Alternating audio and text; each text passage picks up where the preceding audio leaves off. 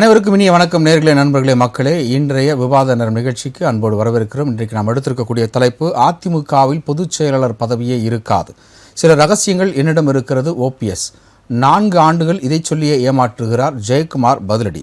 ஓபிஎஸ்ஸின் சிதம்பர ரகசியமும் அதிமுகவின் பிடிவாதமும் என்கின்ற தலைப்பில் இன்றைய விவாதம் நிகழ்ச்சி பயணிக்க இருக்கிறது. அழைப்பாளர்களை அறிமுகம் செய்து வைக்கலாம். இணைய மொழியாக இணைந்திருக்கிறார் அரசியல் விமர்சகர் திரு நந்தகுமார் அவர்களை வரவேற்கிறோம். மாலை வணக்கம் சார். வணக்கம் கேப்ரியல். அடுத்தபடியாக அரங்கத்தில் முன்னாள் அதிமுக நிர்வாகி திரு ஆவின் என் வைத்தியநாதன் அவர்கள். வணக்கம் சார். அடுத்தபடியாக அரங்கினில் அரசியல் விமர்சகர் திரு இளைய கட்டபொம்மன் அவர்கள். வணக்கம் சார். வணக்கம். அடுத்தபடியாக அதிமுக நிர்வாகி திரு விஜயகுமார் அவர்கள். வணக்கம். நம்ம நேரடியாக நிகழ்ச்சிக்குள்ள போகிறோம். ஆவின் வைத்தியநாதன் சார், ஓபிஎஸ்னுடைய சிதம்பர ரகசியம் என்ன சார்? கொடநாட்டில் அவர்கிட்ட இருக்கிற ஒரே ரகசியம், இந்த கொடநாட்டில் அங்கே என்னென்ன கைப்பற்றினாங்க, அது யாராருக்கு விநியோகம் பண்ணாங்க, என்னென்ன டாக்குமெண்ட் இருந்தது, இதை தவிர அவர்கிட்ட பெருசாக ரகசியம் ஒன்றும் இல்லை. என்ன சார் இப்படி? சாதாரணமாக சொல்கிறேன், இல்லை வேறு எந்த ரகசியமும் எனக்கு தெரிஞ்ச இல்லை கிடையாது. எப்படி திமுக வந்து நீட்டு நாங்கள் வெற்றி பெற்றால் நீட்டை கொண்டு ஒரு ரகசியம் என்கிட்ட இருக்கோ அதே போல் அந்த ரகசியம் மாதிரி தான் இந்த ரகசியம். இதுக்கெல்லாம் அண்ணன் எடப்பாடியார் அவர்கள் அஞ்சக்கூடியாரா? அமித்ஷா அவருக்கு மாண்புமிகு மத்திய அமைச்சர் அமித்ஷாக்கே அவர் அஞ்சலை. இந்த ஓபிஎஸ் பார்த்தலாம் அவர் இந்த ரகசியம் பார்த்தலாம் அவர் வந்து அவர் இதெல்லாம் வந்து வச்சு அவரை பிளாக்மெயிலாம் பண்ண முடியாது. அப்போது வேறு எந்த ரகசியமும் கிடையாது. சில ரகசியங்களில் ஒரு ரகசியம்னு சொல்லிட்டீங்க. ஏன்னா ஒரு ரகசியம்னா நீங்கள் கோடநாடு சொல்லலாம், இன்னும் சில ரகசியங்கள் அப்படின்னா என்னங்க இருக்குது சார் அதில் ரகசியம்? இவங்க ரெண்டு பேரும் சேர்ந்து ஒரு பஸ்ஸில் போய் பிட் பாக்கெட் வச்சுட்டு இன்றைக்கி வந்து அவர் மேலே மட்டும் ரகசியத்தை போய் சொல்ல முடியுமா? 2 பேரும் பிட் பாக்கெட் திருடர்கள் தானே. அதில் நீ என்ன பெருசு, நான் என்ன பெருசு? 2 பேரும் ஒன்றா சேர்ந்து பிட் பாக்கெட் அடிக்கிறீங்க. இதில் என்ன நீங்கள் என்ன இப்போ நீங்கள் சொன்னீங்கன்னா அவர் இன்னொரு ரகசியம் சொல்லுவார். 3 முறை முதலமைச்சர், ஒருத்தர் ஒரு முறை முதலமைச்சர், அவர்களை பிக் பாக்கெட் அடித்தாங்க. அப்படி அவரும் ஒரு உதாரணத்துக்கு ரைட், ஓகே. நீங்கள் வந்து நேரடியாக நீங்கள் அப்படி எடுத்துக்க வேணாம். 2 பேரும் சேர்ந்து பிட் பாக்கெட் அடிக்கிறாங்க பஸ்ஸில். இதில் போய் நான் இந்த பர்ஸு பெருசாக இருந்தது, இந்த பர்ஸு சின்னதாகன்னு சொல்ல இதில் சொன்னால் என்ன யார் ஒத்துப்பான்? அது காலம் கடந்து இப்போ போய் 4-5 ஆண்டு காலம் வச்சு இப்போ சொன்னால் பொதுமக்கள் முதல்ல ஒத்துப்பாங்களா? நீ கட்சி உள்ளே வரதுக்கு என்ன வழியோ அதை பார்க்கறதுக்கு விட்டுட்டு நேர்மையான வழியில் உள்ளே வரதுக்கு வழியை பாருங்க. அதுதான் அவர் சொல்லிட்டாரு, நான் எந்த நிபந்தனையும் இல்லாமல் அதிமுக சொல்லிட்டு பின்னாடியே ஒரு நிபந்தனை வைக்கிறீங்களே, பிஜேபி தலைமையில் அதிமுக இருக்கணும். இது என்ன அர்த்தம்? தமிழ்நாட்டில் அதிமுக மிக மாபெரும் பெரிய இயக்கம். இந்த இயக்கம் வந்து பிஜேபியை அண்டி போய்க்கணுன்ற அவசியம் அதிமுக இல்லை. 2014 ஏன் அண்டி பிழைச்சாங்க அதிமுக? 2017 அன்னைக்கு வந்து திமுக நம்முடைய சட்டமன்ற உறுப்பினர்களை கபாலீகரம் செய்துவிடக்கூடாது என்பதற்காக ஒரு செக் மேட்டாக தான் பிஜேபி இருந்ததே தவிர பிஜேபி தேவை, இன்னைக்கு தேவையில்லை. இல்லை அப்படி இல்லை. அன்னைக்கு வந்து குருமூர்த்திக்கு இவர் ஓபிஎஸ் தான் அன்றைக்கும் வடம் பிடிச்சாரே தவிர இவர் பிடிக்கலையே. ஆனால் எடப்பாடி வந்து கடைசி வரைக்கும் டிடிவி தினகரன் சார்கிட்ட 100 வாட்டி சொன்னார், 3 மாதம் பொறுமையாக இருங்க, வெற்றிவேலு செந்தில் பாலாஜிலாம் கூப்பிட்டு 3 மாதம் பொறுமையாக இருங்க, நான் மத்திய அரசு பிஜேபி அரசை நான் சரி பண்ணிட்டு வரேன், உங்களெல்லாம் உள்ளே அழைச்சிக்கிறேன், அது வரைக்கும் கொஞ்சம் பொறுமைக்காருங்க. அப்படி இல்லையா, நீங்கள் பிஜேபியை சரி பண்ணுங்கள், நான் எனக்கு எந்த பிரச்சனையும் இல்லை, எனக்கு 3 மாதம் அவகாசம் வேணும். இதை தானே அன்றைக்கி அண்ணன் எடப்பாடியார் கேட்டார். அந்த ஸ்டாண்டில் தான் ஓபிஎஸ் சொல்லியிருக்காரு. அப்போ பிஜேபி தலைமையிலான கூட்டணி தலைமை வேற, பிரச்சனை நெருக்கடியிலேருந்து தன்னை காத்துக்கொள்வது வேற. அன்றைக்கி வந்து அண்ணன் அந்த நெருக்கடி யாரால் உருவாகுது? இதே மாதிரி தங்கமலை ரகசியம் தலைவர்தால தான் உருவாச்சு. அண்ணன் ஓபிஎஸோட போய் எல்லாரையும் போட்டு கொடுத்து எல்லாரும் சின்னமாக முதலமைச்சர் ஆக்க விடாமல், பொதுச்செயலாளர் ஆக்க விடாமல், சிறைக்கு அனுப்பி எல்லா வேலையும் இவர் தானுங்க பார்த்தாரு. இன்றைக்கி முக்குளத்தோர்லாம் கோவப்படுறாங்க, பரிதாபப்படுறாங்க. அன்றைக்கி பண்ண வேலை ரொம்ப தூரம், அன்றைக்கி இவர் கொடுத்த அழுத்தத்தில் ரொம்ப தூரம் அண்ணன் எடப்பாடியார் பயணிச்சிட்டாரு. இப்போ திரும்ப வந்து சின்னம்மா காலில் ஓடுனா ஓடுவாரா? அதுதான் அவர் யோசிக்கிறார். திரும்ப நம்ம இவ்வளோ தூரம் ஓடிட்டோமே எதிராக, திரும்ப இவங்க நினச்சா, இவங்க பிஜேபி நினச்சா அவங்கள பிரிக்கணும்னு சொன்னால் பிரிக்கணும், அவங்கள ஒதுக்கணும்னு சொன்னால் ஒதுக்கணும். இப்போ திரும்ப அவங்க காலில் வந்து எல்லாரும் ஒத்துமையாகணும். இது அவரால் ஜீர்ணிக்க முடியலன்னு தான் அண்ணன் எடப்பாடியார் வந்து வருத்தப்படுறாரு. இவங்க இஷ்டத்துக்கு நம்ம எடப்பாடியார் கையில் நம்ம கடந்த டிபேட்ல கூட நம்ம பேசணும், எடப்பாடி கையில் அதிமுக இல்லை அப்படின்ற கூட நீங்க சொன்னீங்க. நீங்க நெறியாளர் வந்து 2 விஷயமும் குழப்பிக்க கூடாது. எடப்பாடியால் இந்த இயக்கத்தை சரிவர கட்டமைக்க முடியவில்லை, சரிவர வழி நடத்த முடியவில்லை. இந்த தோத்த இந்த மாவட்ட செயலாளர்கள், தோல்விக்கு காரணமானவர்கள் திமுகவோட அண்டர்ஸ்டாண்டிங்கில் இருக்கிற மாவட்ட செயலாளர்களை அவரால் நீக்க முடியவில்லை. மாவட்ட செயலாளர் தெய்வமாக அவர் நினைக்கிறாரு. மாவட்ட செயலாளர் அப்படி அம்மா வந்து நினச்சதே கிடையாது. தேவைன்னா தூக்கி இஷ்டத்துக்கு அடிப்பாங்க, இஷ்டத்துக்கும் வைப்பாங்க. ஆனால் இங்கே அப்படி கிடையாது. எடப்பாடியால் கழகத்தை கட்டி காக்க இயலவில்லை. இது நம்பகமான உண்மை. ஆனால் அதற்கோசம் இந்த கழகத்தை எட்டு போய் பிஜேபி கிட்ட அண்ணன் ஓபிஎஸ் மாதிரி அடிமையாக இருக்கணும்னு எதிர்பார்க்க முடியாது இல்லையா? ஒரு நியாய தர்மம் இருக்கு இல்லையா? அதுதான் அதிமுக தமிழ்நாட்டில் இல்ல அதிமுக தமிழ்நாட்டில் மாபெரும் இயக்கம், பிஜேபி தமிழ்நாட்டை தவிர மொத்த இடத்துல ஒன்றா மாபெரும் இயக்கம். இல்லை அதுதான் நீங்கள் சொல்கிற அப்படின்னா எங்களுக்கு ஒரு நெருக்கடினா பிஜேபியினுடைய உதவி நாடுவோம். ஆனால் அந்த நெருக்கடி தீர்ந்த பிறகு எங்களுக்கு பிஜேபியினுடைய உதவி தேவையில்லை. நான் என்ன சொல்கிறேன்னா, அன்னைக்கு பிஜேபிக்கும் இவங்க தேவைப்பட்டாங்க. அம்மா இல்லாத போது அந்த தற்காலிகமாக திமுக ஆட்சி பீடத்துக்கு வந்துடக்கூடாதுன்றது கோசம் அன்றைக்கி வந்து உதவிகரம் நீட்டினாங்க. அந்த உதவிகரத்தை வரவேற்றாரு, உதவி கொடுத்தாங்க. அதே மாதிரி அவங்களுக்கும் தேவையான சீட்டுகளை பகிர்ந்து கொடுத்தோம். ஆனால் அவங்க ஒட்டுமொத்தமாக இவர் அண்ணன் எடப்பாடியார் என்ன சொல்கிறாரு, என்னை முதலமைச்சர் வேட்பாளராக 2026 நீங்கள் ஏற்றுக்கொள்வதாக இருந்தால் உங்களுடன் கூட்டணின்றாரு. அது பிறகு பார்த்துக்கலாம்னு சொல்லி இவங்க தள்ளி வைக்கிறாங்க. பிரச்சனை எங்கே எழுதுன்னா, முதலமைச்சர் வேட்பாளராக அண்ணன் எடப்பாடியை பிஜேபி வந்து ஏற்றுக்கிறதுக்கு தயாராக இல்லை. அதுதான் பிரச்சனை. ரெண்டாவது விஷயம், ரெண்டாவது கோரிக்கை என்ன இருக்கிறாங்க, நீங்கள் பிரிஞ்சு சென்றவங்கள திரும்ப மீண்டும் கழகத்துக்குள் சேருங்கள் அப்படின்னு ரெண்டாவது அழுத்தம் கொடுக்குறாங்க. முக்கியமாக ஓபிஎஸ் டிடிவி தினகரன் சார்லாம் சேருங்கன்னு சொல்லி பிஜேபி ரெண்டாவது. ஆனால் இது என்னுடைய கட்சியோட உட்கட்சி விவகாரம். என்னுடைய உட்கட்சி விவகாரத்தில் நீங்கள் எதுக்கு தலை போடுறீங்கன்றது தான் அண்ணன் எடப்பாடியாரோட இன்றைய வரைக்கும் இருக்கிற கேள்வி. நீங்கள் அன்னைக்கு நாங்கள் ஒற்றுமையாக இருந்ததை பிரித்தது யார்? நாங்கள் எல்லாம் ஒத்துமையாக தானே இருந்தோம். அன்றைக்கி நீங்கள் தானே குருமூர்த்தி பேச்சு கேட்டு எங்களை பிரிச்சிங்க. பிரிச்சுட்டு இப்போ திரும்ப ரொம்ப தூரம் நான் அவங்களுக்கு எதிராக பயணிச்சுட்டேன். திரும்ப ஓடிவாங்க, ரிவர்ஸில் ஓடிவாங்கன்னா எப்படி ஓடிவாருதுன்றது தயக்கம் அவரிடத்தில் இருக்குது. நான் நிதர்சனமான உண்மை தயக்கத்தை உங்களுக்கு வெளிப்படுத்துகிறேன். இதில் தங்கமலை ரகசியம்லாம் கிடையாது. அன்றைக்கும் அண்ணன் ஓபிஎஸ் தான் வந்து அண்ணன் இந்த பிளவுக்கு காரணமானவர் யார், தர்மயுத்தம் நடத்தினவர் யார், எல்லாத்தையும் பண்ணவர் அண்ணன் ஓபிஎஸ். போய் உட்காருங்க, நான் 35 எம்எல்ஏயோட வரேன்னு சொன்னவர் யார்? அதே நீங்கள் அதுதான், அது உண்மை தானே. நீங்கள் போய் உட்காருன்னா இவர் போய் உட்காருங்க, யார் போய் உட்கார சொன்னாங்களா? நீ சுதாரிச்சிருக்கணும்னு அரசியல் இல்லை. இல்லைண்ணா நீங்களும் வாங்க நம்ம சேர்ந்து போய் உட்காரணும்னு சொல்லியிருக்கணுமா இல்லையா? திடீர்னு ஒரு உட்காரணும் போய் உட்காந்துருந்தா நீங்கள் மெரினாவில் அம்மா சமாதியில். அவருக்கு அவர் ராஜதந்திரி கரெக்டாக யூ டர்ன் போட்டார், பாய்ஸ் கார்டன் கீழே போய் சின்னமாக காலில் பிடிச்சாரு, முதலமைச்சர் ஆகிட்டார். நீங்கள் ஏன் ஆகலை? கொஞ்சம் பொறுமை காத்திருக்கணும் இல்லையா? அந்த மந்திரி சபை இடம் இல்லைன்னா அதோட மந்திரி சபையை மாற்ற மாட்டாங்களா? திரும்ப 10 நாளில் ஒரு வாய்ப்பு உருவாச்சு, உங்களுக்கு தெரியுமா? ஆனால் டிடிவி சார்கிட்ட போகும்போது நான் கேட்குறாரு, அன்றைக்கி என்ன சொல்கிறாரு, கூட்டு வாப்பா மைத்திரியின் மூலிமா ஓபிஎஸ் கூட்டு வா வைத்தி, இவர் சரி வர மாட்டான், தங்கமணியும் வேலுமணியும் வந்து அளவுக்கு மீறி கொள்ளையடிக்கிறத பார்த்துட்டு அப்போ நான் சொன்னேன், அன்றைக்கி நம்ம ஓபிஎஸ் நம்மளாலே இருந்துருக்கலாம் இல்லையா, நீங்கள் அவசரப்பட்டு பண்ணிட்டீங்கன்னு அண்ணன் டிடிவிகிட்ட கற்பக கார்டனில் நான் சொன்னேன். சரி பரவாயில்ல, காலம் கற்று போனாலும் பரவாயில்ல, அவரே கூட்டு வாடினார். நான் போய் டாக்டர் மைத்திரின் உயிரோடு தானே இருக்கார். அவர் வீட்டுக்கு போனேன்னு அன்றைக்கி 9 மணிக்கு வரணுமா, டாக்டர் மைத்திரின் சத்தியம் பண்ணார் ஓபிஎஸோட வரேன்னு, ஏன் வரல? அப்புறம் பிற்காலத்தில் ஓபிஎஸ் வீட்டில் நான் ஒரு வாட்டி சந்திக்க நேர்ந்தபோது எனக்கு இந்த தகவலே டாக்டர் மைத்திரின்னு சொல்லலைன்னு சொன்னார், மறைச்சிட்டாரு. சொல்லியிருந்தா நீங்கள் நேரடியாக வந்திருக்கலாமா வைத்தி, நீ எதுக்கு டாக்டர் மைத்திரின்கிட்ட போனான்னாரு. இல்லை சார் நீ டாக்டர் மைத்திரி தான் உங்களுக்கு க்ளோஸாக இருந்தார், எனக்கு அவர் க்ளோஸாக நெருக்கமானவர், ஃபேமிலி நம்பர், அதனால் அவர்கிட்ட சொன்னோம். அன்றைக்கி டிடிவி வாட்ச்மேன்லேருந்து எல்லாரையும் வெளியில் அனுப்பிச்சிட்டு உனக்கோசம் காத்திருந்தார். வந்திருந்தால் 10வது நாள் மீண்டும் நீ முதலமைச்சர் ஆகிருப்பியே. அப்போ இந்த வாய்ப்பை நழுவ விட்டது ஓபிஎஸ் சொல்கிறீங்க. இடப்பட்ட இருந்தவர்கள் தான் சரியான தகவலை சரியான நேரத்தில் பரிமாறவில்லை. இது சில ரகசியங்களில் இது ஒரு விஷயம். இவர் 10வது நாளே மீண்டும் அந்த வாய்ப்பு வந்தது. யாருக்கு? சரி அண்ணன் ஓபிஎஸ்க்கு, டாக்டர் மைத்திரினுக்கு மூலியமா. மைத்திரி என்ன பதில் சொன்னா தெரியுமா, நான் ஓபிஎஸ் என் வீட்டுக்கு வர சொல்கிறேன், டிடிவி சார் என் வீட்டுக்கு கூட்டுவான்னாரு. எதனால் அது பிளவுபடுதுன்னு சொல்கிறேங்க. இவர் பதவியில் முதலமைச்சராக உட்கார வைக்க போகிறோம் நம்ம ஆதரவோட, இவர் என்ன தேடி வராமல் நான் வந்து மைத்திரனுக்கு தேடி வரணுமா? இது நடந்த உண்மை ரகசியங்கள இதுதான் முக்கியமான ரகசியம்.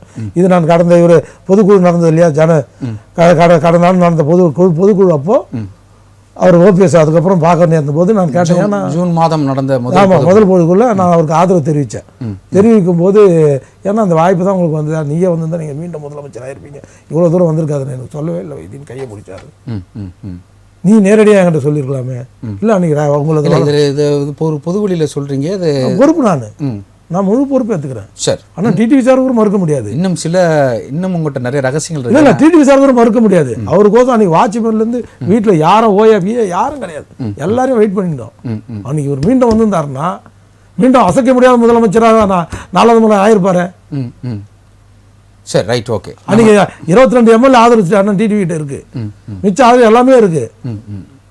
நான் கேட்குறேன், ஏன்னா நீர் அடித்து நீர் வளர்க்காது, நம்ம முக்கியத்துவத்தில் ஒரு ஆள் இருந்துட்டு போட்ட முதலமைச்சராக நீங்கள்லாம் தேவையில்லாத எதுக்கு ரிஸ்க் எடுத்தீங்கன்னா அவங்க வந்த 2வது நாள் இல்லை 10வது நாளே இந்த தங்கமணியும் வேலுமணியும் செய்கை மாறிவிட்டது, முகம் மாறிவிட்டது, அவங்களுடைய தோரணம் மாறிவிட்டது.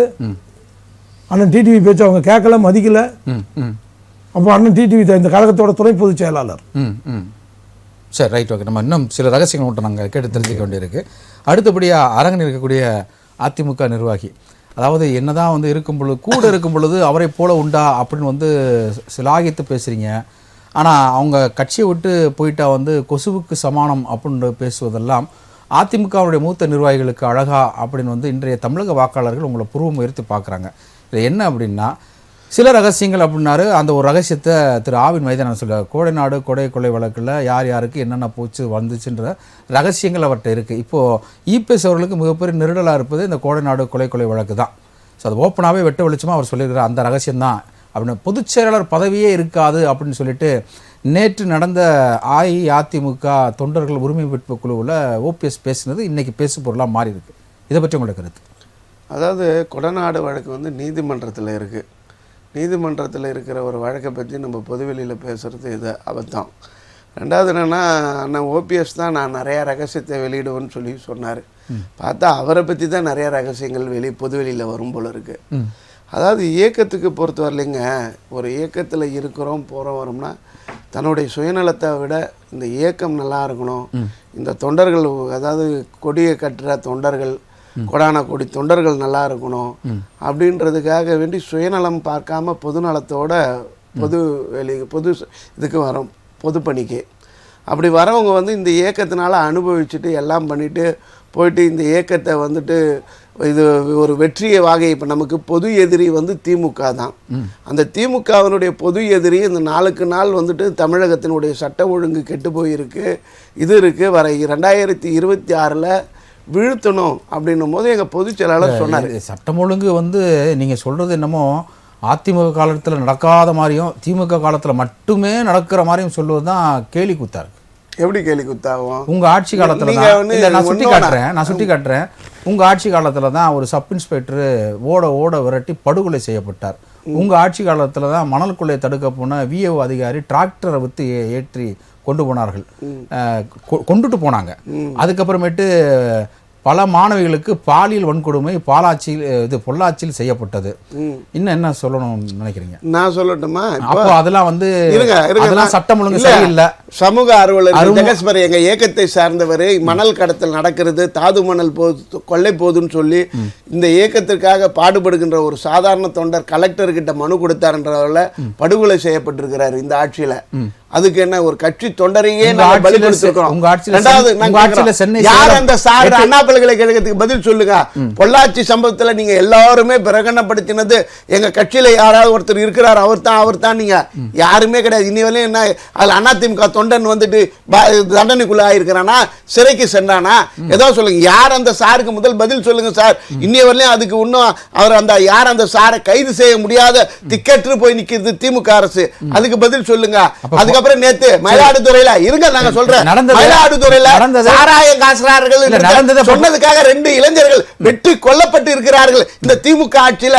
எதுக்கு மாறி போகுது? நீங்க வாங்க இதுக்கு. அவர் சொன்ன தமிழகத்துல சட்டம் ஒழுங்கு சொல்லும் பொழுது திமுக ஆட்சி காலத்துல மட்டும்தான் கேள்வி முன்வைக்கிறோம்ல சார். இந்த ஆட்சியில இந்திய குற்ற ஆவண காப்பகம் அதிக அளவுல குற்றம் நடந்திருக்கு சார். இந்த ஜனவரி இந்த ஆண்டு தொடக்கத்தில் இன்னைய வரையும் 136 141 படுகொலைகள் நடந்திருக்கு சார். Right, okay. டிபேட்டுக்குள்ள வாங்க. அதிமுக பொதுச் செயலாளர் பதவியே இருக்காது அப்படின்னு ஓபிஎஸ் சொல்றாரு. இதை ஏத்துக்கிறீங்களா? எப்படி அது பொதுச் செயலாளர் பதவியே இல்லாம போயிடும் சொல்றதுக்கு அவர் யாரு? இது கட்சி தொண்டர்கள். இந்த இதுல பொதுச் செயலாளர் யார் பதவி வகிச்ச வரலாறு தெரியுமா?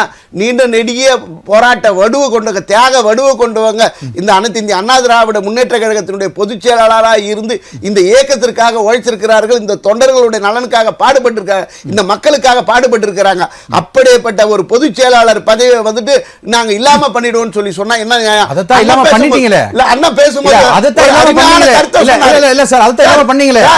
ஒருங்கிணைப்பாளர் இணைப்பு ஒருங்கிணைப்பாளர் போட்டு பொதுச் செயலாளர் பதவி நிரந்தர பொதுச் செயலாளர் ஜெயலலிதா அப்படின்னு சொல்லி போட்டீங்க. அதுக்கப்புறம் பொதுச் செயலாளர் பதவி கிடையாது. திருப்பி அதே நாங்க தான் அதே பொதுக்குழுவில் எடுத்தீங்க. அதே பொதுக்குழுவில் தான். அதாவது வந்து மாற்றத்துக்கு எல்லாமே மாற்றம் என்ற சொல் மட்டும் மாறாதது, மீது எல்லாம் மாற்றத்துக்கு உட்பட்டே தீர வேண்டும் என்ற சொல்லுக்கு அடிப்படையில் அதே பொதுக்குழுவில் தான் நாங்க நிரந்தர தலைவர் புரட்சி தலைவர் எம்ஜிஆரும் இதே அம்மாவும் எங்களுடைய தெய்வங்கள். அவங்க எப்பவுமே எங்களுடைய நெஞ்சில நிரந்தரமா இருக்கிறாங்க. எப்பவுமே என்ன சார் நிரந்தர தலைவர் எங்க தெய்வம் எம்ஜிஆர்ன்றீங்க, அது அப்படியே இருக்கட்டும். ஆனா பொதுச் செயலாளருக்கு மட்டும் அப்போ ஜெயலலிதாவுக்கு ஒரு பார்வை, எம்ஜிஆருக்கு ஒரு பார்வை, ரெண்டு பேருமே எங்களுக்கு ரெண்டு கண்கள். பொதுச் செயலாளர் இன்னைக்கு இருக்கிறவர் வாழும் கடவுள் சார். அது யாரு பொதுச் செயலாளர் அதிமுகவில் பதவி ஏற்றின அந்த பதவியில் இருக்கிறார்களோ அவர்களுக்கு அதிமுக தொண்டர்கள் தெய்வமாக வழிபடுவார்கள். அண்ணன் பேசும்போது சொன்னார், அனைத்து இந்திய அண்ணா திராவிட முன்னேற்ற கழகம் மாபெரும் இயக்கம், 2.5 கோடி தொண்டர்கள் கொண்ட ஒரு இயக்கம். இந்த எந்த இயக்கத்துக்கும் யாருக்கும் அடிபடியாது போகாது பின்னாடி. ஆனா இவர் வந்து வருகின்ற போது ஏக்நாத் சிண்டேவை உருவாக்கி அதிமுகவை பிளவுபடுத்த பிஜேபி முனைந்தது, அதில் தோல்வி கண்டுவிட்டது. அதனாலதான் அண்ணன் சொல்றேன், பிஜேபியோட நீங்க கூட்டணி வச்சு பிஜேபி சொல்றதுக்கு உங்களுக்கு யார் கொடுத்தது? எங்க கட்சியினுடைய பொதுச் செயலாளர் அவர் கூட்டணியை பத்தி முடிவு பண்ணுவார். எல்லா அதிகாரம் நாங்கள் தொண்டர்கள் பொதுக்குழுவில் கொடுத்திருக்கிறோம். யாரோட கூட்டணி யாரை வச்சு தேர்தலை சந்திக்கலான்ற வீகத்தை அவர் வகுக்க போறாரு. நீங்க சொல்றது பொதுச் செயலாளர்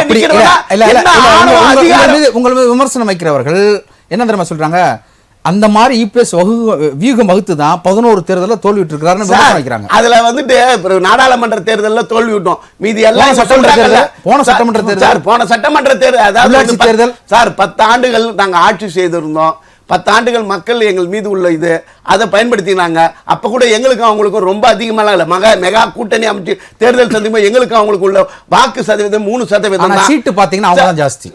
ஏதோ வாக்கு சதவீதம் பாத்தீங்கன்னா 3% தான். இப்ப 3% அந்த சினிமா டைலாக் உங்களுக்கு ஞாபகப்படுத்துறேன், கவுண்டமணி செந்தில் டைலாக். அதாவது நீங்க வந்து 8th பாஸ்னு நான் 12வது ஃபெயில்னு அப்படின்ற மாதிரி 10th பாஸ் நீ 8th இல்ல நான் 10th ஃபெயில் நீங்க 8th பாஸ் அந்த மாதிரி நாங்க வந்து தோத்துட்டோம். ஆனா 3% தான் தேர்தல் களத்துன்னு வந்துட்டா. தேர்தல்ல ஒரு கட்சி தோற்பதும் ஒரு கட்சி வெற்றி பெறுவதும் காலங்காலமா நடந்து வந்ததுன்னு தான் இருக்கு. திமுக என்னமோ தோக்காத கட்சி மாதிரி எல்லாம் நீங்க பேச கூடாது. திமுக பேசல இல்ல அப்படின்னா நீங்க உங்களுடைய எடப்பாடியார் வீகம் 11 தேர்தலில் தோல்வியை கொடுத்து தமிழ்நாட்டில் உள்ள அத்தனை பத்திரிகைகளும் அத்தனை ஊடகமும் அதிமுகவுக்கு ஏதாவது இது பண்ணிவிடுமான்ற மாதிரியே தான் நீங்க பேசுறீங்க.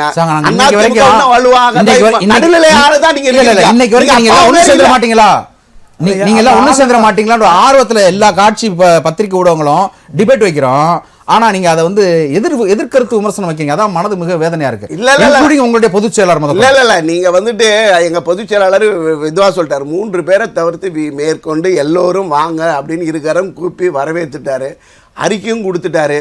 அதாவது கையேகி மாரி இல்லாமல் ஜானகி ராமச்சந்திரன் மாரி இந்த கட்சிக்கு வலு சேருங்க அப்படின்னு சொல்லி ராஜமாதாவா நீங்க இருங்கன்னு சொல்லிட்டாரு. இப்படி எல்லாருமே இது பண்ணியாச்சு, நல்லபடியா போய் கொண்டிருக்கிறது இந்த இயக்கம். நம்ம தொடர்ந்து பேசணும். அடுத்த அரங்கத்தில் இருக்கக்கூடிய திரு இளைய கட்டபொம்மன் அவர்கள் இன்றைக்கு ஜெயக்குமார் அவர்களுடைய பேட்டியில ஓபிஎஸ் ஒரு ரகசியம் வச்சிருக்கிறான்னு சொன்னோன்னே அவர் கையில் எடுத்த ஒரு ரகசியம் என்னன்னா, திமுக ஒரு ரகசியம் இருக்குன்னு சொன்னாங்க. அதாவது நீட் தேர்வை ரத்து செய்வதற்குண்டான ரகசியம் எங்கிட்ட இருக்கு. அதனால ஓபிஎஸ் வந்து திமுகவோடு ஒரு கள்ள உறவில் இருப்பதனால அந்த ரகசியம் விட்ட தொத்திக்கிருச்சு அப்படின்றாரு. இதை எப்படி பார்க்குறீங்க, உங்களுடைய கருத்து? என்னுடைய முதற்கட்டு கருத்து என்னவென்றால், அதிமுக 1992 துவக்கும் பொழுது எம்ஜிஆர் அவர்கள் துவங்கிய கால முதலே ஒரு பிரச்சனையோடு தான் துவங்கியது. அதே போல் திரு எம்ஜிஆர் அவர்கள் மறைவு 72 அதே மாதிரி 1987 எம்ஜிஆர் அவர்கள் மறைவின் போதும் மிகப்பெரிய ஒரு பிளவு ஏற்பட்டது. ஸோ அதிமுகவுக்கு வந்து இது வந்து ஒரு புதிதல்ல, இது போல உட்கட்சி பூசல்கள். திமுகவுக்கும் ஓபிஎஸ் அவருக்கும் ரகசிய உறவு அல்லது வந்து திமுக இதுக்கு பின்னணியில் இருப்பதாக சொல்லப்படுகிறதெல்லாம் வடிகட்டிய பொய். ஏனென்றால் கடந்த பொது தேர்தலில் திரு இபிஎஸ் அவர்கள் மீது வாட்டர் பாட்டில் வீசப்பட்டது.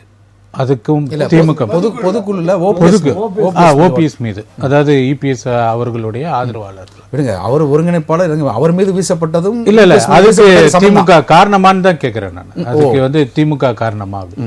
அதுக்கு பின்பாக ஓபிஎஸ் அவர்கள் அதிமுகவினுடைய தலைமை அலுவலகத்தில் சூறையாடப்பட்டது. ஓபிஎஸ் அவர்களுடைய ஆதரவாளர்கள். அதுக்கும் திமுகவுக்கும் ஏதாவது சம்பந்தம் இருக்கா?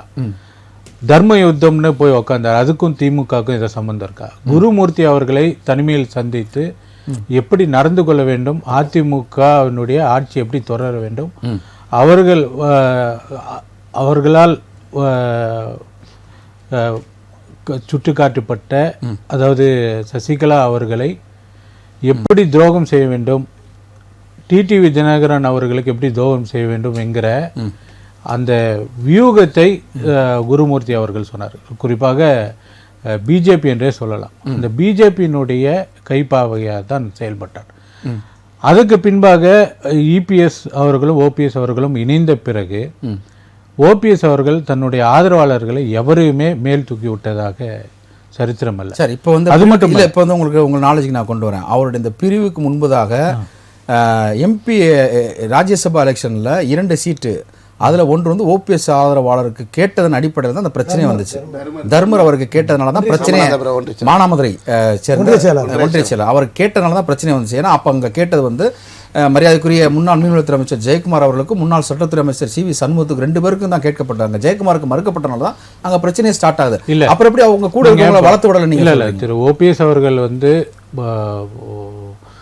இபிஎஸ் அவர்களோடு இணையும் பொழுதும் சரி, அல்லது டிடிவி ஆதரவாளராக இருந்தபோதும் சரி, சசிகலா அவர்களுடைய ஆதரவாளராக இருந்தபோதும் சரி, இல்லை பிஜேபி ஆதரவாளர் இருந்தது, அவர் வந்து ஒன் டைம் பாஸ்வேர்டை போல தான் அவர் வந்து பயன்படுத்தி கொண்டார். திரு இபிஎஸ் அவர்களுடைய கூட இருந்தவருக்கு யாருமே பதவி உயர்வோ எதுவுமே செய்தது கிடையாது. குறிப்பாக இணை ஒருங்கிணைப்பாளர் என்று இருக்கும்பொழுது அவருடைய சொந்த தம்பியான அவரையவே வந்து ஒரு குற்றச்சாட்டு வரும்பொழுது அவர் நீக்கிறார். அது மட்டும் இல்லை, அன்வர் ராஜாங்கிற ஒரு மூத்த நிர்வாகி, எம்ஜிஆர் காலத்திலிருந்து இருக்கக்கூடிய நிர்வாகியை இருவருமே கையெழுத்து போட்டு திரு ஓபிஎஸ் அவர்களுடைய ஆதரவாக செயல்பட்டவர் அவரையும் நீக்கிறார். கட்சி விட்டு நீக்கிட்டாங்க. அது மட்டுமல்ல, நீங்க வந்து ஓபிஎஸ் மட்டும் அவரை விட்டுட்டீங்க. இல்ல ஓபிஎஸ் மட்டும் யூபிஎஸ் புகழேந்தி, அதாவது பெங்களூர் புகழேந்தி அவர்கள் ஜெயலலிதா அம்மாவனுடைய பெயிலுக்காக தன்னுடைய சொத்தையே இழந்து வரவர். அவரையும் ஒரு நிமிடத்தில் நீக்கியவர். என்ன சொத்தை இழந்தார்? இல்ல சொல்றேன் சார், பிணைக்கு அவர் வந்து சொத்துக்கு கேரண்டி கொடுத்திருக்காரு. கேரண்டி தான், அதுக்கு சொத்து ஏக்கலன்றல இன்ன வரைக்கும் அவர் சப்மிட் பண்ணல சார்.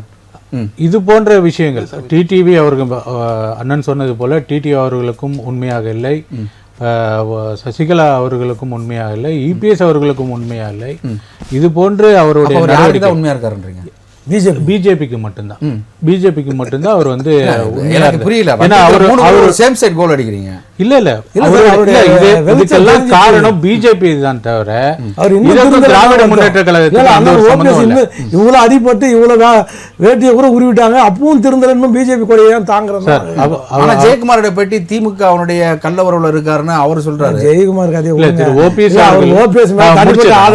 அவருடைய ராஜ்யசபா சண்முகத்துக்கு கட்சி நம்மளுக்கு கிடைக்கலன்றதுனால அந்த ஆதங்கத்துல இன்னும் ஒரு படி மேல ஒரே ஒரு விஷயம் கேட்கறேன், அதெல்லாம் விடுங்க. உங்க ஜெயக்குமாரால ஜெயிக்க முடிஞ்சுதா? ராயபுரத்துக்கு போய் காலை வைக்க முடியுதா அவரால்? கட்சி ஏக்கம் ஒன்னாந்தனால தான் போக முடியுது. அது இந்த இது போச்சு. இப்போ தனியாக போய் உன்னால வெற்றி பெற முடியுமா? நான் முடிச்சிருக்கேன். ஓகே சொல்லுங்க. இல்லை, ஓபிஎஸ் அவர்கள் முதலமைச்சராக இருக்கும்போது ஒக்கி புயல் கையாண்ட விதம், ஏன்னா அவரை பற்றி நெகட்டிவான விஷயங்கள் வந்து கட்சியில் தானே இருக்குது தவிர அவர் அட்மினிஸ்ட்ரேஷனில் வந்து பார்த்தீங்கன்னா ஒக்கி புயலாக இருக்கட்டும் அல்லது ஜல்லிக்கட்டு போராட்டத்தை அவர் வந்து எப்படி கையாண்ட விஷயம், அதே போல் வந்து எண்ணூரில் வந்து எண்ணெய் கசிவு ஏற்பட்டது, அந்த எண்ணெய் கசிவு ஏற்படும் போது அவர் நடந்துக்கிட்ட விதம், இது போன்ற அதே மாதிரி காவேரி பிரச்சனை அப்போது வந்தது, ஜல்லிக்கட்டு. ஆமாம், அதெல்லாமே வந்து சுமூகமாக ஒரு மூத்த தலைவர் போல வந்து அவர் வந்து கையாண்டார் ஒரு நல்ல முதலமைச்சராக. அப்பொழுது தான் வந்து இப்போ அதுக்கு அடுத்தபடியாக இருக்க முதல் கட்ட தலைவர்களான திரு வேலுமணி அவர்களெல்லாம் வந்து ஒரு 5-6 பேர் வந்து அவர்களுடைய ஆப்ளிகேஷன் கொண்டு போய் நிறைய கொடுக்குறாங்க திரு ஓபிஎஸ் அவர்கிட்ட. அப்படி கொடுக்கும்போது எதற்கெல்லாம் அவங்க வந்து சசிகலா அம்மாவை தொடர்பு கொள்கிறார், இந்த மாதிரி நிறைய அப்ளிகேஷன் கேட்குறாங்க அப்படின்னு ஒரு புகாரை வந்து சொல்கிறார். அதன் பின்பாக இவங்க என்ன முடிவு எடுக்கிறாங்கன்னா, ஓபிஎஸ் அவர்கள் நம்மளுக்கு இணக்கமாக இல்லை அப்படின்னு சொல்லி அதுக்கு பின்பு தான் சசிகலா அவர்களை முதலமைச்சர் ஆக்க வேண்டும் என்கிற ஒரு கோரிக்கையை வந்து அது வந்து தர்ம யுத்தம் வரைக்கும் போச்சு. அது மட்டும் தெரிஞ்ச விஷயம் தான் சார். இப்போ ஓபிஎஸ்ஐயும் திமுகவையும் சம்பந்தப்படுத்த வேண்டிய சூழல் அதிமுகவுக்கு இருக்கு. அதான் இல்லை இவங்க இப்போ எதுக்கு எடுத்தாலும் ஏன்னா வந்து பிஜேபியை சொல்ல முடியாது. ஏன்னா 2 பேருக்கும் முதலாளி வந்து பிஜேபி தான். சொன்ன மாதிரி வந்து அவருடைய நெருங்கிய இபிஎஸ் அவர்களுடைய நெருங்கிய உறவினர்கள் எல்லாம் மாதிரி ரைடு செய்து அவங்க வந்து வெயிட்டிங்கில் இருக்காங்க. எப்போ வேணால் அவங்க வந்து இவர் இணக்கமாக போகல அப்படிங்கிற பட்சத்தில் நம்ம அந்த ஆயுதத்தை எடுக்கலாம் அப்படிங்கிற ஒரு விஷயத்தில் இருக்காங்க. இடி ஐடி ரைட்லாம் போட்டு இப்போ ரெடியாக இருக்காங்க. அதே போல் இந்த சீட் ஷேரிங் வேணும், இல்லை வந்து பாஜக தலைமையிலான அண்ணா திராவிட முன்னேற்ற கழகம் இது வரைக்கும் எம்ஜிஆர் அவர் துவங்கிய காலத்திலிருந்து 72லிருந்து இதுவரை அதிமுக தலைமையிலான ஒரு கூட்டணி தான் இருந்தது. இப்போது மாறுவதற்குண்டான வாய்ப்பை வந்து அவங்க வந்து நெருக்கடியை கொடுக்குறாங்க. ஸோ இந்த நெருக்கடி மூலமாக பாஜக திமுக மீது குறை சொல்றாங்கன்றீங்க. கண்டிப்பாக எந்த ஒரு விஷயமே திமுகவை பொறுத்த வரைக்கும் எதிர்க்கட்சி தலைவர் வந்து இபிஎஸ் அவர்கள் தான். இப்போது இபிஎஸ் அவர்களுடைய நடவடிக்கையும் பார்த்தீங்கன்னா கிட்டத்தட்ட வந்து இந்த 3 பேரை ஒதுக்குனது மட்டும் இல்லாமல் ஏன் சேர்க்க முடியாதுங்கிற காரணத்தையும் நான் சொல்றேன். திரு டிடிவி தினகரன் அம்மா முன்னேற்ற கழகம் என்று ஆரம்பித்து அவர் ஒரு மாவட்ட செயலர், பகுதி செயலர், எல்லாம் ஒன்றிய செயலாளர்லாம் போட்டு ஒரு மிகப்பெரிய ஒரு கட்சியை துவங்கி வைத்திருக்கார். அதே போல் இபிஎஸ் அவர்களும் அவருடைய சார்பாக கட்சியினர் பொறுப்பை போட்டுட்டு எல்லாம் வெயிட் பண்ணாங்க. இப்போ ஒன்றிணைக்கிறதா இருந்தா யார் விட்டு கொடுப்பா மிகப்பெரிய குழப்பம் சிக்கல் வரும். அதே போல ஓபிஎஸ் அவர்கள் ராமநாதபுரத்தில் 3.5 லட்சம் வாக்குகள் அவர் தனியாக நின்று வாங்கினார் என்பதையும் புறம் தள்ள முடியாது. ஸோ இதை எல்லாமே பார்த்து இபிஎஸ் அவர்கள் இந்த பக்கம் பாஜகவா, இந்த பக்கம் இந்த அது ஒருங்கிணைக்கணும்ன்றீங்க. ஆனா வந்து ஒருங்கிணைக்க முடியாதுங்கிற மீது சாஃப்ட் கார்னர் இருக்கா திமுகவுக்கு? அந்த கோடைநாடு வழக்குக்கு வந்து வக்கீல் வச்சதே திமுக தான், பிணை எடுத்தது அந்த திமுக வக்கீல் தான் பிணை எடுத்தாங்க. ஆனா இப்போ ஏன் அந்த நீங்க சொன்னீங்க சிறப்பு நீதிமன்றம் அமைத்து உடனடியாக விசாரிக்கப்படும் தான் உங்களோட தேர்தல் வாக்குறுதி. கோடைநாடு கொலை வழக்குல யார் சம்பந்தப்பட்டிருக்காங்களோ அவங்களுக்கு தண்டனை வாங்கி தரப்படும், ஜெயலலிதா அவர்களுடைய மர்ம மரணத்திற்கு என்ன காரணம்ன்றது பண்ணப்படும்னு தேர்தல் வாக்குறுதியை கொடுத்தீங்க. திமுக நீங்க கூட்டணியா இருக்கீங்க. இன்னைக்கு வரைக்கும் வந்து அது அப்படியே அமைதியா இருக்கு. அதைத்தான் வந்து ஓபிஎஸ் வந்து சில ரகசியங்கள் சொல்றாரு. இல்ல அப்படியெல்லாம் இதை எடுத்துக்க முடியாது. நீதிமன்றத்தில் தலையிடுவதுங்கிறது ஆளுங்கட்சியான திமுகவுக்கு என்றைக்குமே செய்தது கிடையாது. அது தலையிடவும் முடியாது. இல்ல இது முடிச்சிடறேன் நான். திரு ஓபிஎஸ் அவர்கள் வந்து நீங்க போயிட்டு நான் திரு நந்தகுமார் சார் இப்போ வந்து 3 பேரும் பேசியிருக்கிறாங்க. எனக்கு ஒரு அரசியல் விமர்சகர் அவங்கள்ட்ட ஒரு கிளாரிஃபிகேஷன் என்ன அப்படின்னா, இப்போ ஜெயலலிதா அவர்களுடைய பிறந்தநாள் இந்த மாதம் வரப்போக இருக்கிறது. இந்த இதுக்குள்ளே வந்து ஒரு கிரவுண்டு கிரியேட் பண்ணணும்னு நினைக்கிறாங்களா? எல்லாருமே ஒன்று சேரணும், ஒரு 1 இயர் வந்து தாவைக்கா போல் ஒரு வருஷம் ஒருங்கிணைந்து வேலை பார்க்கணும் என்கிற அடிப்படையில் ஒரு கிரவுண்டு ப்ரிப்பேர் பண்ணப்படுகிறதா? இது வந்து கரெக்டான ஸ்பேஸா? இது வந்து ஒரு இல்யூஷனா? 2026 தேர்தல் வரப்போகுதுங்கிறது அது ரொம்ப நிதர்சனமான உண்மை. அப்போ அரசியல் கட்சிகள் எல்லாத்துக்குமே கேக்குதா? ஓகே. சோ அப்ப 2026 தேர்தல்ங்கிறது தான் எல்லாத்துக்கும் பிரதான நோக்கம். அது இன்னும் சொல்ல போனோம்னா அதிமுகவுக்கு அது வந்து ரொம்ப முக்கியமான தேர்தல். அவங்களுடைய நிர்வாகிகள் சொன்ன மாதிரியே 2026 தேர்தல் அதிமுகவை பொறுத்த வரைக்கும் ஒரு வாழ்வாசாவாங்கிற அளவுக்கு உண்டான ஒரு முக்கியமான தேர்தலா தான் பார்க்கப்படுது. அப்படி இருக்கும்போது இன்னைக்கு தமிழ்நாட்டுல இன்னைக்கு திமுக ஆட்சி மேல இந்த கடந்த 4 ஆண்டுகளை வந்து ஆன்டி இன்கம்பன்சி இருந்தாலும் அதை கன்சாலிடேட் பண்ற அளவுக்கு இன்னைக்கு அப்போசிஷன் பார்ட்டி யார் இருக்காங்கன்னு பார்க்கும்போது இன்னைக்கு வந்து அந்த இடத்துலதான் இன்னைக்கு பிரச்சனை வருது. ஏன்னா இன்னைக்கு வந்து விஜயும் உள்ளார வராரு, அதிமுக, நாம் தமிழர் சீமான் ஒரு பக்கம், பிஜேபி கூட்டணி ஒரு பக்கங்கும் போது இந்த ஆன்டி இன்கம்பன்சி ஓட்டு வந்து ஸ்பிளிட் ஆகி இப்ப இருக்கக்கூடிய டிஎம்கே அலையன்ஸ் இன்டாக்டா இருக்குமானால் அது வந்து டிஎம்கேக்கு வந்து ஃபேவரபிள்.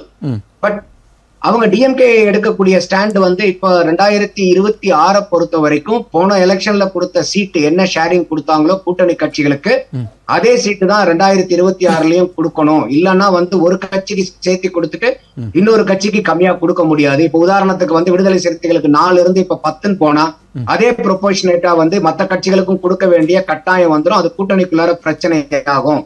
அப்ப போன 2026 வந்து இப்போ 26 தேர்தலுக்கு போன சட்டமன்ற தேர்தலுக்கு கொடுத்த அதே சீட்டையே நம்ம இந்த தடவை மெயின்டைன் பண்ணலாம். ஏன்னா ஓட்டும் வந்து எதிர் ஓட்டு வந்து 4ஆ பிரியுது அப்படிங்கிறது திமுகவுடைய ஒரு வியூகமா இருக்கு.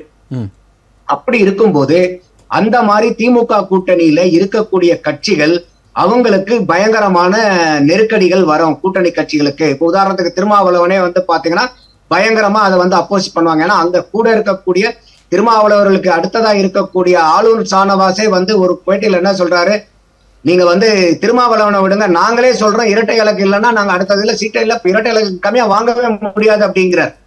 அப்ப அந்த அளவுக்கு வந்து கூட்டணி கட்சிகள் அதிகமான சீட்டை கேட்டு வாங்கணுங்கிறதுல துரிதமா இருக்காங்க திமுக கிட்ட. ஆனா திமுக இந்த மாதிரி ஒரு இக்கட்டான சூழ்நிலையில இருக்கும் போது அந்த மாதிரி அந்த இடத்துல பிரச்சனைகள் வரக்கூடும் போது அந்த கூட்டணி கட்சிகளை தன் பக்கம் இழுக்க வேண்டியது அதிமுகவினுடைய ஒரு பெரிய கடமையா நான் பாக்குறேன். இப்போ அதுக்கு அதிமுக இன்னைக்கு ஒன்றுபட்டு இருக்க வேண்டிய காலத்தினுடைய கட்டாயமா மாறுது. என்ன ஒரு காரணம்னா இன்னைக்கு அடிப்படையில் இருக்கக்கூடிய தொண்டர்கள் ஓகே, இன்னைக்கு what ever said and ton, இன்னைக்கு கட்சி பதவி எல்லாமே எடப்பாடி அவர்கள்ட்ட தான் இருக்கு. இன்னைக்கு அதிமுக எடப்பாடி அவர்கள் தான், அதுல மாற்று கருத்து இல்ல நமக்கு. இருந்தாலும் இந்த மாதிரி சலசலப்புகள்லாம் இருக்கும்போது, ஏன்னா இந்த கடந்த 4 ஆண்டுகளா நமக்கு இப்பதான் வந்து சமீபத்துல ஒரு அண்ணா பல்கலைக்கழக பிரச்சனையில தான் ஒரு அதிமுகவினுடைய எதிர்கட்சிங்கிற குரலே வந்து ஓங்கி ஒழிச்சதை பார்க்க முடிஞ்சது. யார் அந்த சாருங்கிற ஒரு ஹேஷ்டேக் போராட்டத்தின் மூலியமா. அதுக்கு முன்னாடி வரைக்கும் எத்தனையோ வந்து மக்கள் நல பிரச்சனைகள் வரும் போது அந்த இடத்துல வந்து சீமான் மாதிரி ஆட்கள் இல்ல வந்து பாரதிய ஜனதா அண்ணாமலை அவங்கதான் வந்து ஒரு எதிர்கட்சி மாதிரி தெரிஞ்சாங்களே ஒழிய எடப்பாடி அவர்களோ அவங்க அதிமுகவோ ஒரு பிரதான எதிர்கட்சியா மக்கள் கிட்ட வந்து எடுபடாம போச்சு. காரணம் என்னன்னா அவங்களுடைய எஃபோர்ட், எனர்ஜி, ரிசோர்சஸ் எல்லாமே எங்க போய் செலவழிச்சாங்கன்னா இந்த உட்கட்சியில் இருக்கக்கூடிய பிரச்சனையை சமாளிக்கிறதுக்கு அவங்களுக்கு போதுமான அளவுக்கு நேரம் இல்லாம போச்சு. அப்படி இருக்கும்போது இப்ப மீதி இருக்கிறது வந்து இன்னும் வெறும் ஒரே ஆண்டுதான். இப்ப நீங்க 20 ஓவர் மேட்ச்ல நீங்க எப்படி வேணா ஆடுங்க. இப்ப கடைசி 5 ஓவர் நீங்க விளையாண்டுட்டு இருக்கீங்க. இந்த 5 ஓவர்லயும் நீங்க வந்து இல்ல மறுபடியும் 4 ஓவர் பாத்துக்கலாம், மறுபடியும் 3 ஓவர் பாத்துக்கலாம். ஏன்னா விஜயகுமார் கிரிக்கெட் பிளேயருங்கிறனால இந்த எக்ஸாம்பிள் அவருக்காக சொல்றேன். அப்ப மறுபடியும் கடைசியில 2 ஓவர் பாத்துக்கலாம், ஆனா இன்னும் 1 ஓவர் இருக்குன்னு அதுல பாத்துக்கலாம். நான் கடைசியில மேட்ச் முடிஞ்சு போயிடும். அப்போ இன்னைக்கு எடப்பாடி அவர்கள் இது வந்து அதிமுகக்கு ஒண்ணு சேர்த்துறது ரொம்ப முக்கியம். அதுக்கு மேல எடப்பாடியார் அவர்களுக்கு இது தனிப்பட்ட முறையில ஒரு பலத்தை கொடுக்கும். இன்னைக்கு வந்து வெளியே இருக்கக்கூடிய சசிகலாவோ வெளியே இருக்கக்கூடிய ஓபிஎஸ்ஓ அவங்களுடைய நலனுக்காக இவர் கட்சிக்குள்ளார கொண்டு வரலனாலும் எடப்பாடியார் தன்னுடைய நலன் கருதி உள்ளார கொண்டு வரலாம். ஆனா அவருக்கு வந்து என்ன ஒரு பயம் இருக்கிறத பார்க்க முடியுதுன்னா, இவங்க உள்ளார நம்மனால வெளியேற்றப்பட்டவர்கள் சொல்லிட்டு இருக்கோம். அந்த மாதிரி இருக்கும்போது இவங்களை உள்ளார கூப்பிட்டா நமக்கு ஏதாவது பிரச்சனை வந்துட்டா என்ன பண்றதுங்கிற பயம் சாதாரணமா எழக்கூடிய ஒண்ணுதான். ஆனா நீங்க பொதுச் செயலாளரா ஏகோபித்த அதிகாரத்தை வச்சிருக்கும் போது நீங்க அவங்களை உள்ளார கூப்பிட்டு அவங்களுக்கு ஏதோ ஒரு பதவி, சின்ன பதவி, எந்த இடத்துலயும் அவங்க உங்களுடைய அதிகாரத்தை ஓவர் ரைட் பண்ண முடியாத அளவுக்கு ஒரு பதவியை கூப்பிட்டு உள்ளார உட்கார வச்சுக்கிட்டீங்கன்னா அது எடப்பாடியார் அவர்களுக்கு நல்லது. தேர்தல் நேரத்துல ஒண்ணு கட்சியில இருக்கக்கூடிய தொண்டர்களுக்கு பரவாயில்லப்பா, அதிமுக பழைய நிலைமைகள்லாம் ஒன்னா வந்துட்டப்பா, இப்ப பாரு தொண்டர்களுடைய சக்திய அப்படின்னு சொல்லும் போது அந்த தொண்டர்கள் களத்துல கொடியை தூக்கிட்டு போறான் பாத்தீங்கன்னா, அந்த பூத் ஏஜென்ட் போய் வேலை பாக்குறான் பாருங்க, அந்த தொண்டனுக்கு வந்து ஆக்கமும் ஊக்கமும் உத்வேகமும் கிடைக்கும். இது கட்சியினுடைய தொண்டர்களை ஊக்குவிக்கிறதுக்கு ரொம்ப முக்கியம், பிரதானம். 2வது, இந்த மாதிரி திமுக கூட்டணியில வந்து இன்னைக்கு பிரச்சனைகள் இருக்குது. ஆனா அவங்க யாரை நோக்கி அந்த கூட்டணி போறதுங்கிற அந்த ஒரு தயக்கம் இருக்கு. அப்போ இந்த மாதிரி ஒன்றுபட்ட அதிமுகவா இருந்து எடப்பாடியார் அவர்கள் வந்து பாருங்க எங்களுக்கு தான் இன்னைக்கு வந்து ஆக சிறந்த தொண்டர் படை கொண்ட கட்சின்னு அதை வந்து ஒன்றுபடுத்த போகுது. இந்த மாதிரி திமுக கூட்டணியில முரண்பாடு ஏற்படும் போது அந்த கட்சிகள் பூராமே அதிமுக கூட்டணிய அவங்க வலுவா இருந்தாங்கன்னா தான் வருவாங்க. அப்ப இந்த கூட்டணி கட்சிகளை இழுக்கிறதுக்கும் அதிமுகவினுடைய ஒன்றுபட்ட பலம் தேவைப்படுது. அப்படி இருக்கும்போது என்ன ஆகும்னா ஒவ்வொரு கட்சியும் அந்த இடத்துல கூட்டணி போகும்போது ஏன்னா இப்ப எடப்பாடியார் வந்து 2024 என்ன ஒரு பிரச்சனை ஆயிடுச்சுன்னா அவருக்கு நான் கூட்டணி அமைச்சுக்கிறேன் நீங்க வேலையை பாருங்கன்னாரு. ஆனா அவரால் கூட்டணி அமைக்க முடியல. விஜயகாந்தனுடைய கட்சி அடுத்தது SDPI, அந்த SDPI கூட அவங்களுடைய இரட்டலை சின்னத்துலதான் நிக்கிற மாதிரி ஆச்சு. அப்ப ஒரே ஒரு கட்சி கூட்டணி கட்சினா முன்னாள் மறைந்த அவர் விஜயகாந்த் அவர்களுடைய தேசிய முற்போக்கு திராவிட கழகம் தான் அவங்களோட ஒரே கூட்டணி கட்சியா மாறினதை நம்மளால பார்க்க முடியுது. அப்ப அந்த இடத்துல கூட ஒரு பெர்ஸ்பெக்டிவ்ல என்ன ஆச்சு, பிஜேபி கிட்ட அதிகமான ஆட்கள் இருக்காங்கப்பா, பிஜேபி கிட்ட கட்சிகள் அதிகமா இருக்காங்கப்பாங்கிற மாதிரி ஒரு பெர்ஸ்பெக்டிவ் டெவலப் ஆச்சு. ஏன்னா எலெக்ஷன்ல வந்து இந்த மாதிரி பெர்ஸ்பெக்டிவ் வந்து ரொம்ப முக்கியம். மக்களுடைய எண்ண ஓட்டங்கள் கண்ணோட்டங்கள்லாம் ரொம்ப முக்கியம் நமக்கு.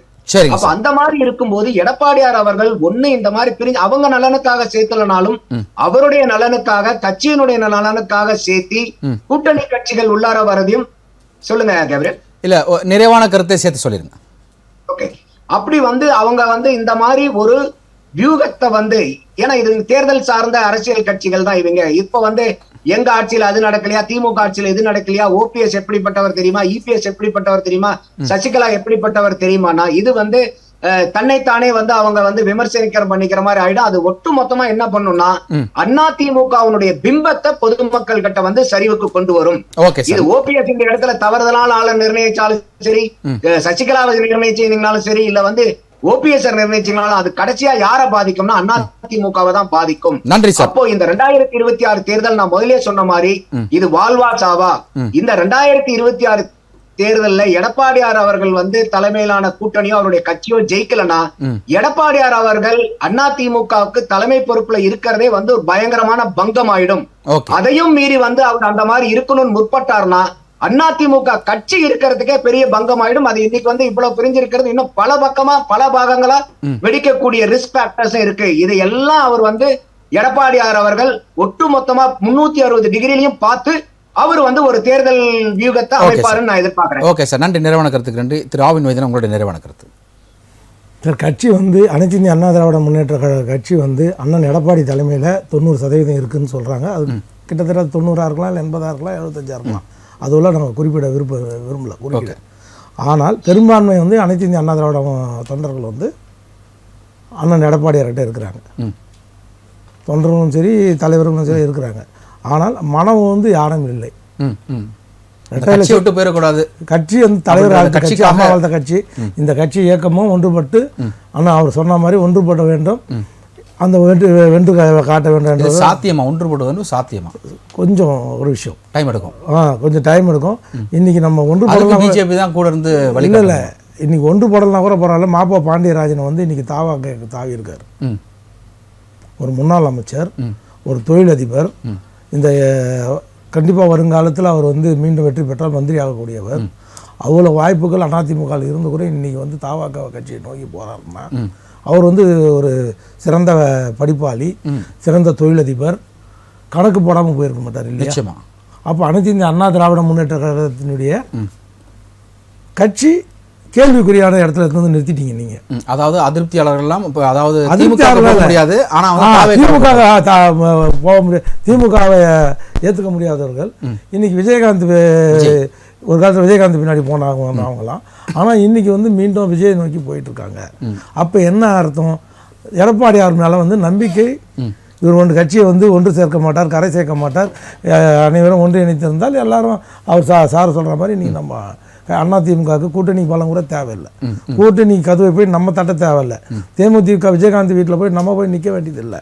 அவங்க எல்லாரும் நம்ம வீட்டு கதவு தட்டிட்டு, எப்படி போயஸ் கார்டனில் அம்மா வீட்டுக்கு வாசலில் எப்படி தேவடுக்கு அண்ணன் வைகோலேருந்து எல்லாம் காத்துட்டாங்க இல்லையா, பாமக தலைவர் ராமதாஸ்லேருந்து, அப்படி ஒரு நிலைமை நமக்கு வந்திருக்கும். அதை மீட்டு எடுக்கணும்னு சொல்கிறீங்க. அந்த நிலைமையை மீட்டு எடுக்கணும்னா நம்ம ஒன்றுபட வேண்டும். நன்றி சார், நன்றி. திரு விஜயகுமார், உங்களுடைய நிறைவான கருத்து.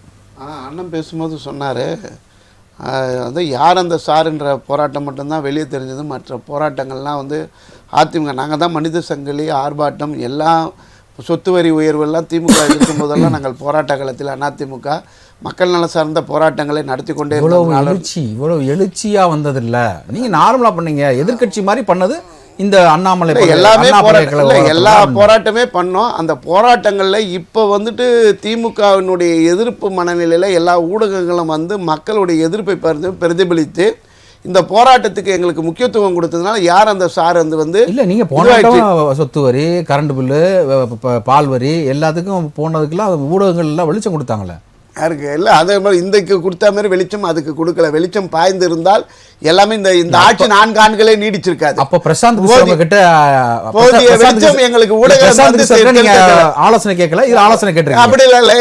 அதுதான் உண்மை. அடுத்தது அண்ணன் பேசும்போது சொன்னாரு, அதாவது மேட்ச் ஃபினிஷரா தோனி இருந்தார். மேட்ச் ஃபினிஷரா எப்பவுமே மேட்ச் வின் பண்ற போது கடைசி பந்தில் 6 அடிச்சு ஜெயிக்க வச்சார். அதே மாதிரி எங்களுடைய எடப்பாடியார் அவர்கள் மேட்ச் ஃபினிஷரா இருந்து 2026 சட்டமன்ற தேர்தலில் வெற்றி பெறுவார்.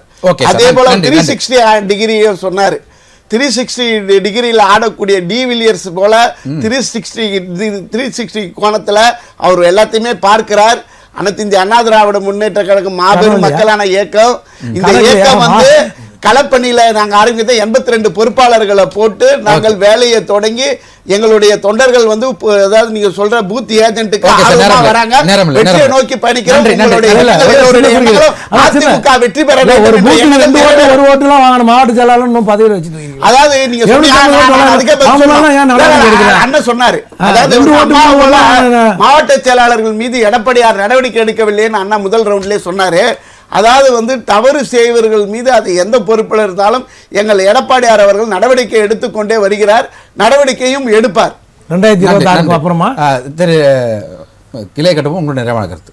சார் நீங்கள் கேட்டிருந்தீங்க இப்போ திமுக வந்து இபிஎஸ் மேலே ஒரு சாஃப்ட் கார்னர் பார்க்குதான்னு. ஆமாம், கண்டிப்பாக பார்க்குது.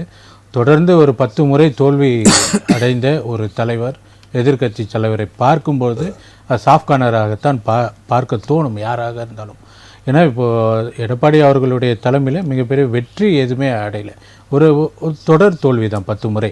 அதே போல் இவங்களோட ஒற்றுமைங்கிறது இந்த 2026 தேர்தலில் சாத்தியமல்ல. இன்னும் ஒரு ஆண்டுக்கு மேல கோடநாடு கொலைகள் வழக்குல வந்து திமுக அரசு சாஃப்ட் ஹேண்டலிங்கா இருக்கு சொல்லிட்டு தேனியில டிடிவி தலைமையிலையும் ஓபிஎஸ் தலைமையிலையும் ஆர்ப்பாட்டம் நடத்தினாங்க, திமுகவை கண்டிச்சு. ஆனா இங்க வந்து இன்னைக்கு கேள்வி என்ன வைக்கிறாங்கன்னா, ரகசிய உறவு, ஏங்க ஜெயக்குமார் சொல்றாரு ரகசிய உறவு எங்களுக்கு இல்லை, ஓபிஎஸ்க்கு தான் வெட்ட வெளிச்சம் வரைச்சு பார்த்தீங்களா அப்படின்றாரு. ஆக மொத்தம் எங்கே பார்த்தாலுமே திமுக மீது தான் ஒரு விமர்சனம் வைக்கிறாங்க. இல்லை சார், அவங்களுக்கு எது ஒரு ட்ரெயின் டிக்கெட் புக் பண்ணி அவங்க கிடைக்கலனாலும் திமுகவை தான் சொல்லுவாங்க. ஸோ அவங்களுடைய வழக்கம் அது, அவங்களுடைய தொட்டு வரக்கூடிய வழக்கம்.